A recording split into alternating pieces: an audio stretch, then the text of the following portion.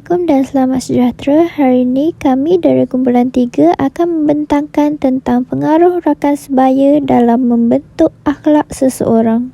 Terdapat dua tajuk yang akan saya terangkan dalam pengenalan ini, iaitu pertama, definisi rakan sebaya dan kedua, merupakan definisi akhlak.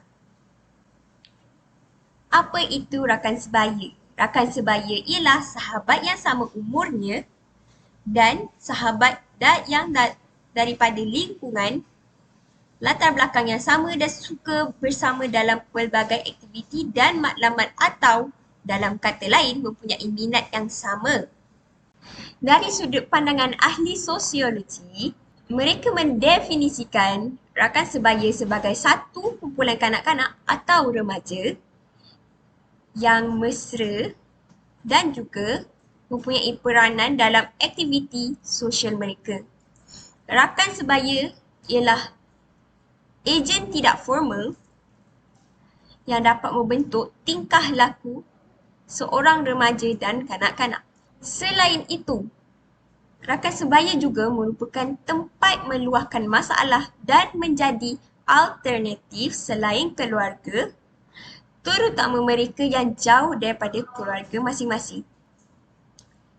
Seterusnya saya akan menerangkan definisi akhlak. Pertama sekali saya akan baca satu hadis, iaitu tahallaqu bi akhlaqil lillah, yang bermaksud berakhlaklah kamu seperti akhlak Allah. Dari sudut bahasa, akhlak ni berasal daripada perkataan Arab, iaitu khuluq, yang bermaksud budi pekerti.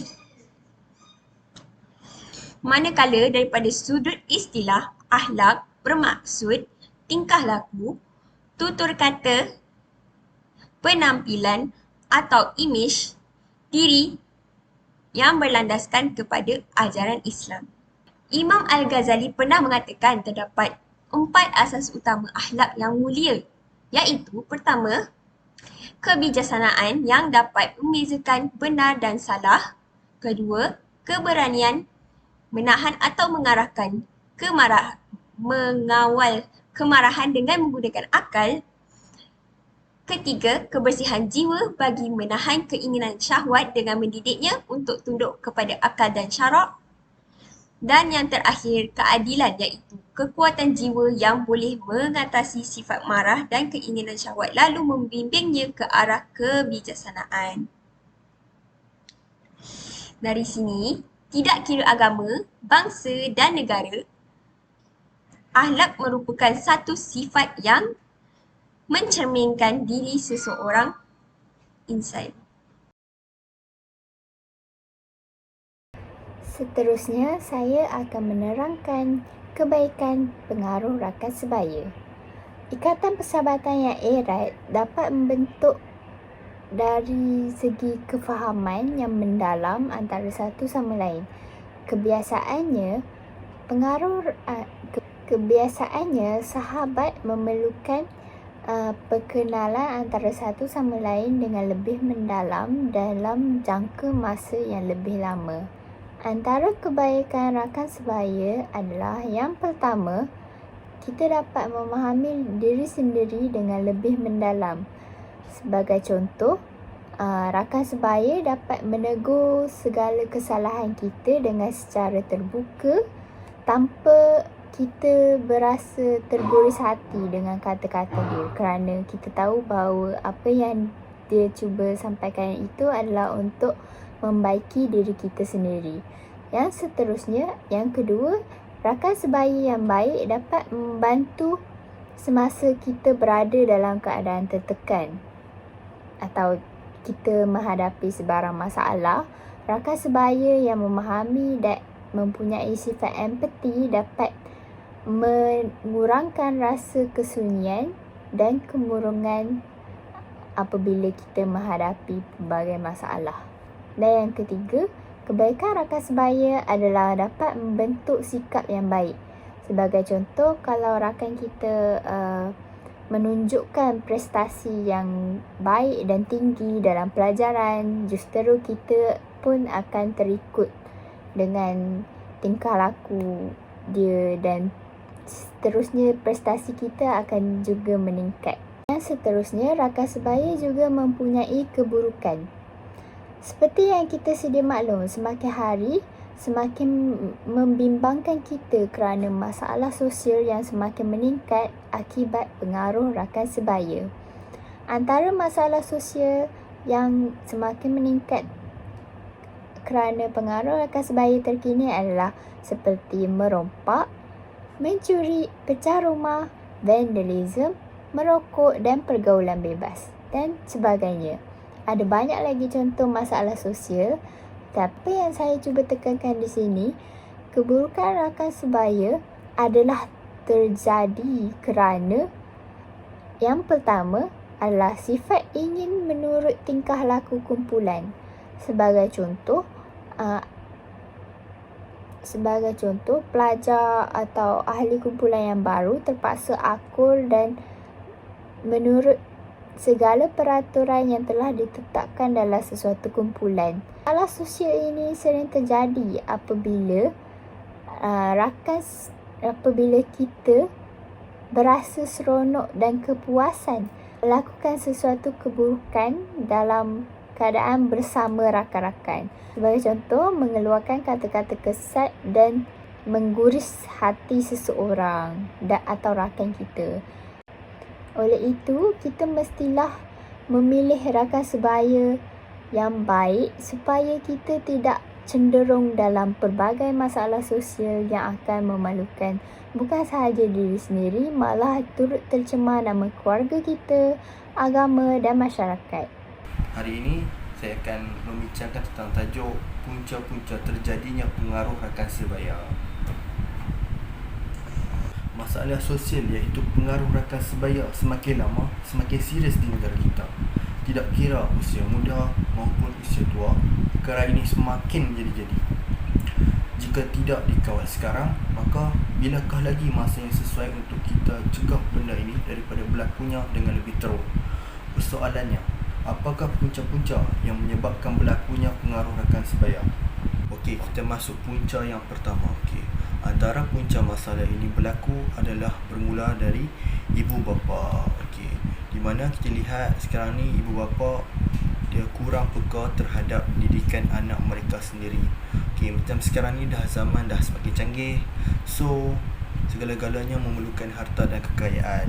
So dekat sini ibu bapa tu dia lebih fokus ke arah pekerjaan, dan dengan inilah didikan anak-anak mereka terabai. Untuk faktor yang kedua, faktor lain adalah apabila anak-anak mempunyai keinginan untuk mencuba sesuatu yang baru dan juga mereka ingin bebas dalam setiap apa yang mereka ingin lakukan. Sebagai contoh, kita lihat situasi sekarang. Kita tengok banyak golongan remaja keluar malam, lepak, membah haram, dan banyak lagi lah masalah yang kita dapat lihat di kaca televisyen. So mereka ingin mencuba sesuatu yang berada di luar jangkaan mereka. Mereka ingin try untuk merasakan lebih happy, untuk menggembirakan hati mereka. Disebabkan itulah mereka banyak melakukan perkara-perkara seperti ini. Dapatan kajian ini boleh dikukuhkan lagi dengan kajian yang dilakukan oleh Syamsuddin dan Abdullah pada tahun 2006, di mana mereka menyatakan bahawa remaja akan tetap melakukan kelakuan yang boleh menarik perhatian ibu bapa mereka. Semasa kanak-kanak, remaja mendapat perhatian yang lebih daripada ibu bapa mereka. Tetapi apabila mereka memasuki alam remaja, perhatian dan layanan yang lebih akan berkurangan, dan ini akan menyebabkan mereka berasa terpinggir ataupun tidak dipedulikan oleh ibu bapanya sendiri. Dengan ini, mereka banyak melakukan perkara-perkara yang tidak senonoh dan juga aktiviti yang tidak berfaedah untuk memuaskan hati mereka sendiri.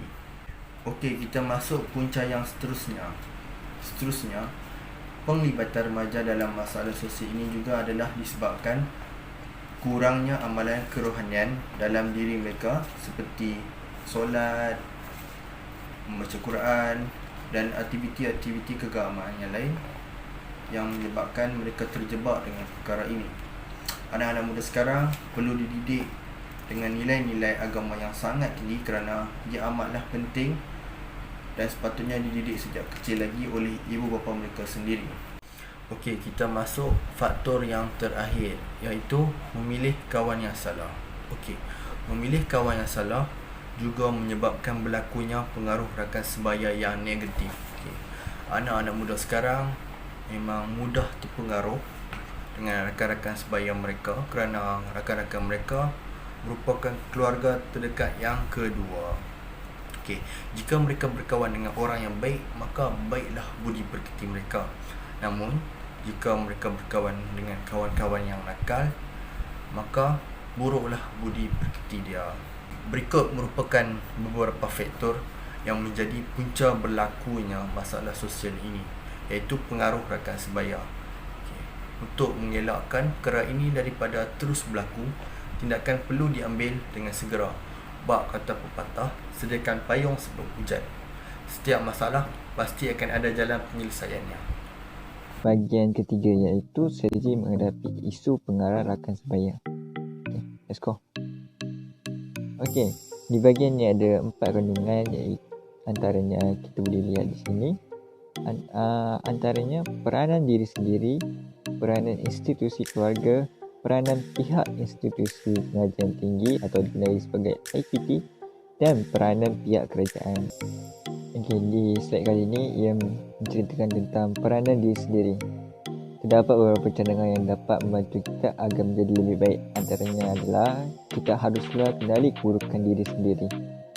Okey, sebagai contoh keburukan-keburukan diri yang sering dilakukan, kita buat senarai untuk kita punya keburukan, dan dengan itu kita mudah untuk memperbaiki diri kita dengan lebih mudah dengan apa yang kita senaraikan. Okey, seterusnya adalah dengan akui keburukan yang ada pada diri kita dengan niat tanpa bergurau atau memperbaikkan diri. Okey, hal ini kerana seperti yang kita tahu adalah mengenali dan mengakui ini adalah dua perkara yang berbeza. Okey, sebab kalau kita hanya mengenali keburukan diri kita, tapi tak semestinya kita akan berubah kan. Malah kita mesti menyembunyikan kita punya keburukan. Oleh itu, bila kita mengakui keburukan kita lebih mudah untuk rasa diri kita untuk lebih berubah. Okey, yang terakhir adalah pasang azam atau pencapaian yang ingin dilakukan. Jika kita ingin berubah, mestilah kita pasang azam. Bila kita pasang azam ni, kita akan lebih manfaatkan apa yang kita inginkan. Peranan institusi keluarga. Cadangan yang boleh saya buat untuk memperbaiki institusi keluarga adalah meluangkan masa bersama anak-anak.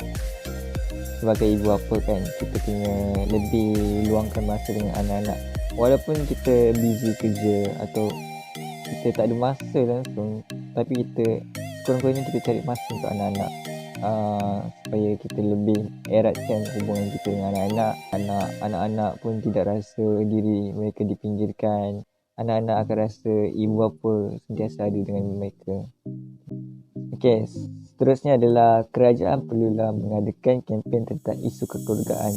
Sebab pasal kempen ni mesti dia tempat berkumpul kan. Tapi sekarang kan COVID-19. Bila COVID-19, harusnya kerajaan buat kempen di dalam TV atau media sosial. Buat kempen-kempen siaran penceramah dengan ikut penceramah-penceramah khas yang berbakat seperti Ustaz Samsul Depat dengan bakatnya menyampaikan ceramah dengan lawak. Bila dengan lawak tu dia macam orang pun seronok, lepas tu dapat kan. Dia tak ada ceramah kosong lah. Okey, isu yang terakhir adalah jauhi sikap dengki-dengki dan iri hati. Okay, sikap dengki-dengki dan iri hati dan keluarga ni biasanya dari adik-beradik. Selalunya kena pada adik-beradik yang bungsu. Sebab adik-beradik yang bungsu dia selalu dapat kasih sayang yang lebih. So, untuk mengurangkan kasih sayang lebih ni, iaitu peran kepada ibu bapa. Ibu bapa kena pandai adil terhadap semua anak supaya mereka tidak rasa diri mereka kurang kasih sayang. Peranan pihak institusi pengajian tinggi atau dikenali sebagai IPT. Terdapat beberapa cadangan mengenai cadangan memperbaiki pihak IPT. Untuk pengetahuan umum, antaranya apa yang kita boleh dapatkan dengan menambah baik aktiviti kurikulum. Ya, IPT sentiasa berusaha supaya kurikulum yang disediakan berkualiti tinggi dan mematuhi aspirasi negara.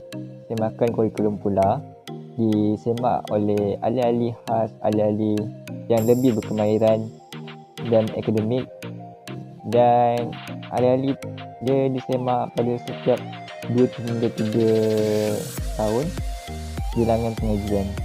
So dia macam memang baguslah untuk IPT. Okey, seterusnya dengan memantapkan pengalaman pengajaran dan pembelajaran. Untuk lebih memantapkan IPT, pihak KPT menjalankan beberapa model untuk mempercepatkan transformasi kurikulum ke arah pencapaian hasil pembelajaran yang diterapkan. Okey, cadangan yang terakhir adalah dengan meningkatkan hubungan antara universiti dan industri. Apabila mereka ada hubungan antara universiti dan industri, pelbagai kerjasama dapat dihasilkan seperti pertandingan kreativiti, pertandingan craft tangan, atau pertandingan yang berselaraskan dengan kemahiran mereka. So ia dapat melahirkan pelajar yang berbakat seperti mahasiswa di universiti. Okey, di slide terakhir ini mengenai tentang kerajaan perlu melaksanakan dasar gaji minimum. Cadangan untuk memperbaiki pihak kerajaan dengan melaksanakan dasar gaji minimum ni. Pelaksanaan ini selaras dengan hal dituju untuk merealisasikan model ekonomi baru yang berteraskan ekonomi berpendapatan tinggi dan usaha mempertingkatkan teras hidup isi rumah berpendapatan rendah. Siapa je tak nak kan kalau gaji kita tak selaras dengan usaha kita. Kita nak usaha kita selaras dengan gaji. Okey, isi yang seterusnya adalah kerajaan perlu memperkasarkan pendidikan luar bandar. Hal ini dapat meningkatkan kualiti pendidikan di kawasan luar bandar supaya pencapaian pendidikan di setiap kawasan adalah sama rata. Dan isi terakhir adalah kerajaan perlu memperbanyakkan peluang pekerjaan sektor-sektor primer, sekunder dan tertiar. Sebab seperti yang kita tahu, kes pengangguran di sini amat tinggi. So ia akan lebih mengurangkan kes-kes pengangguran di Malaysia. Lagi-lagi time COVID ni kan, dia mesti lagi tinggi. So kerajaan boleh menggunakan kemahiran orang awam untuk membuka peluang pekerjaan pada abad sekarang. Sebab pada abad sekarang kan lebih banyak menggunakan kemahiran yang penting untuk industri di Malaysia bagi meningkatkan mata wang negara. Okey, secara keseluruhannya dapat dikatakan bahawa masalah sosial ni berlaku dengan sangat berleluasa. Ia bukan sahaja melibatkan golongan dewasa, malah juga golongan remaja terutamanya pelajar sekolah lah. Pada kebiasaannya, kegiatan ini berlaku adalah disebabkan oleh beberapa faktor. Contohnya kurang perhatian daripada ibu bapa, pengaruh rakan sebaya dan juga remaja yang ingin mencuba sesuatu yang baru. Okey, masalah ini memberikan impak dan kesan bukan sahaja kepada diri kita, malah turut memberi kesan kepada keluarga, pendidikan dan juga masyarakat serta negara. Okey, remaja ni dia diibaratkan sebagai seorang pahlawan kerdil tetapi penuh dengan sifat keberanian. Okey, untuk mengelakkan daripada perkara ini terus berlaku, semua pihak haruslah berganding bahu dan menggambling tenaga untuk menangani masalah gejala sosial ini. Okay. Bak kata pepatah, di mana ada kemahuan, di situ ada jalan. Sekiranya setiap lapisan masyarakat dapat menunaikan kewajipan masing-masing, pasti kita dapat membina golongan remaja yang berwawasan dan bakal menjadi modal insan negara. Sekian, itu saja daripada kumpulan kami. Terima kasih. Assalamualaikum.